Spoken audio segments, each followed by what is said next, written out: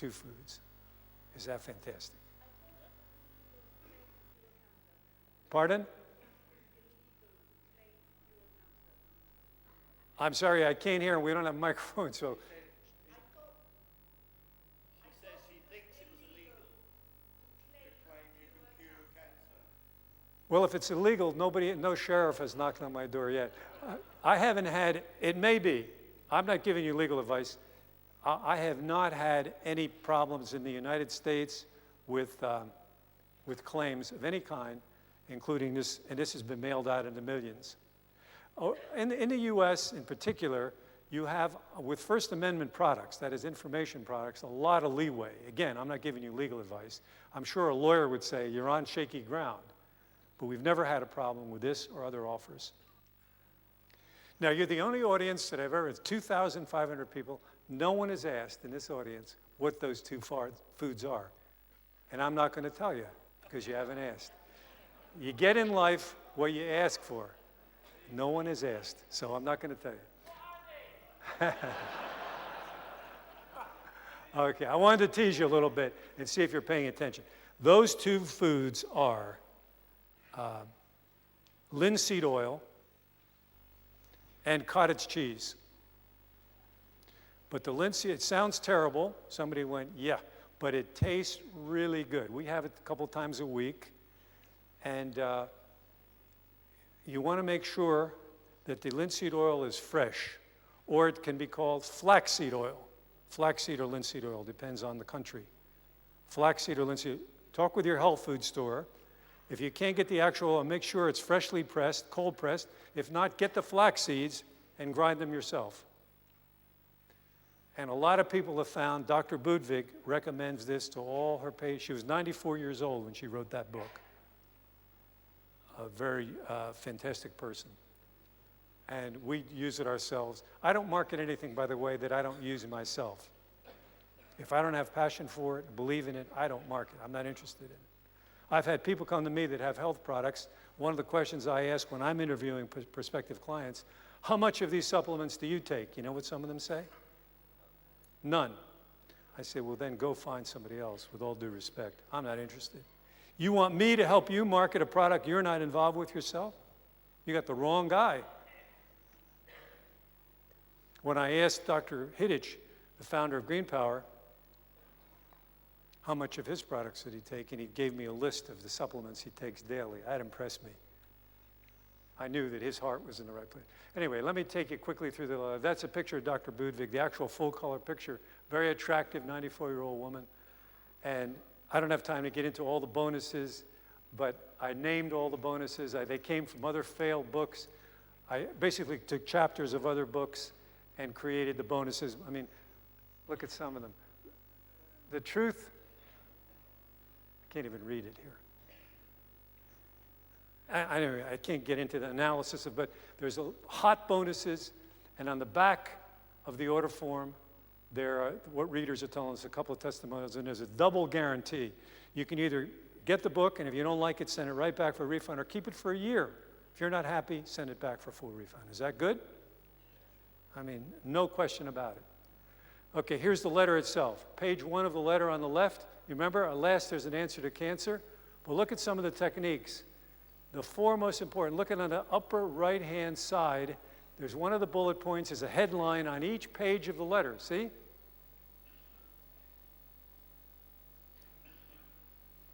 Isn't that an interesting graphic? An interesting graphic way. The graphic designer that worked for me for many years in my publishing company, she's now freelance, she did all the graphics here.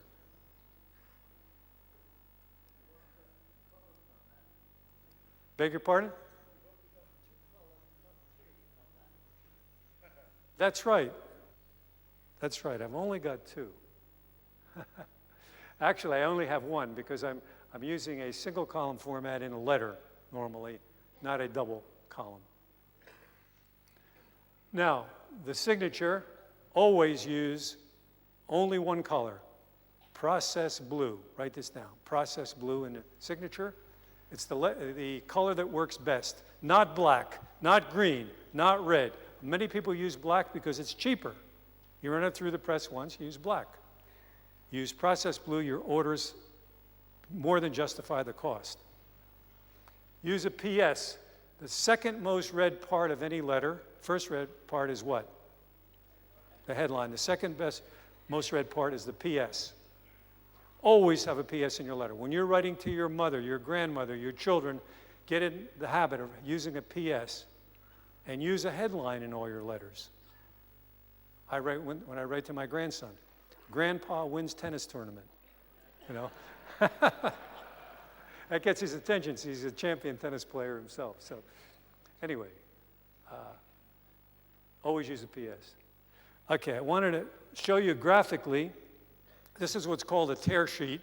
This is the kind of thing that made Danny Levinas a fortune. He sent out about 30 million tear sheets with different products that I wrote the copy for. But notice in this one, the shark about ready to eat the sandwich, the headline, how to stop the competition from eating your lunch. Now that kind of I basically wrote the copy and gave a suggested tip on how to do the graphic. And the artist drew some pictures, and I chose them and used the graphic. Some of the copy that you use, a good graphic is better than a picture in that kind of a case. If you stage that, it would look phony. But here's another example. Catapult yourself to the top, become an electrifying public speaker. Is that true? You become electrifying, you're going to head for the presidency, you rise faster in any organization. But look, there's a cannon with an executive going to the bullseye. See, the graphic, the way you use a graphic effectively.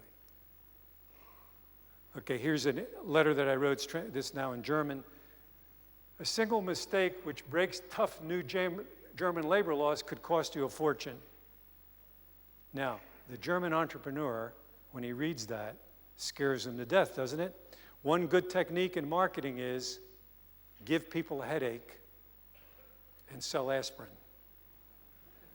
Give people a headache and sell aspirin. You see what I'm doing? I'm giving the person a positive headache because it's true. If the person makes a single mistake, they're in big trouble with the German authorities. Isn't it good to invest a small amount of money to have a book that shows you what to avoid?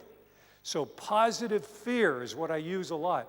Again, I don't have time to get into all the emotional responses that I look for, that I create in copy, but only to tell you that emotion is the thing that we need to capture and generate in our prospect.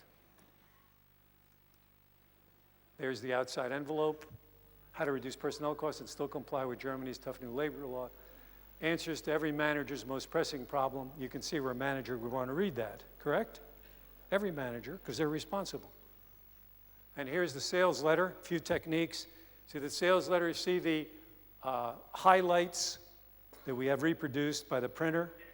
So I have certain words, certain subheads. The secret of highlighting is not to highlight too much, because if you highlight too much, then nothing stands out. You got to have very limited, 2 or 3 sentences, 2 or 3 words, 2 or 3 sections in the page. Okay. Now, 3 elements must be in balance to succeed in a sales letter. 3 elements. Number 1, the offer. Number 2, the list. Number 3, the copy. Now, what do you think is the most important element?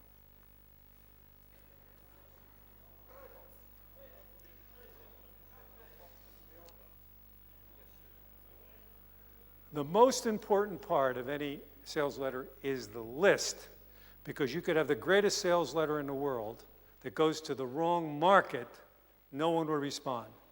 If you have people, your list, let's say, or your prospects are bass fishermen, and you have a book about how to catch salmon, they're not interested in salmon. They're interested in bass. So you don't sell that. You don't try. If you said the greatest sales letter with the wrong fish, they're not going to buy. You have to match the offer, the product with the list. The list is critical. If the list is too old, if the list is incorrect for the product, it's going to die no matter how good the copy is. Now, if you have a hot fresh list, hot, good copy, and you have an irresistible offer, you've got a very good chance to succeed. They have to be in balance. If you have a total flop in a mailing, I guarantee you one of those things is off base. One of the things is off. Now, the best list you'll ever have is, which one do you think it is? Your list. Your opt-in list if you're electronic, or your opt-in list if you're non-electronic. The people that have raised their hand on a two-step basis, the people that have bought that first product, they're your best list, will always be your best list. You can't rent an outside list that's as good as your own.